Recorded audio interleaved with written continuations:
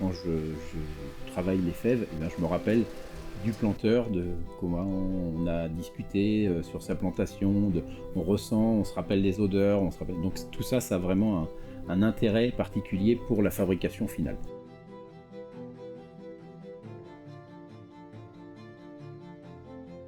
Sanguerlet, chocolatier-pâtissier à Nantes depuis 1997.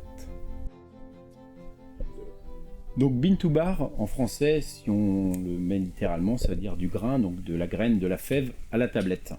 Donc la tablette de dégustation qu'on peut croquer en chocolat.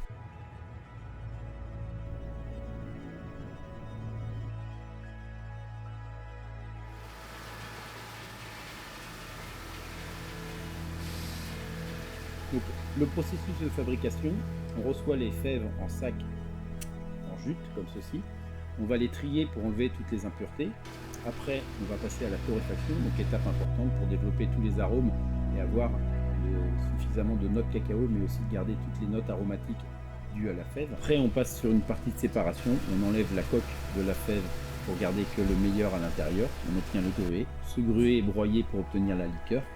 Et après, cette liqueur va être conchée. Donc on va mélanger pendant entre 48 et 72 heures selon les variétés de cacao. Essayer de restituer le goût de ce que je goûte dans les plantations sur les fèves de cacao, et bien de le restituer dans la tablette pour la dégustation.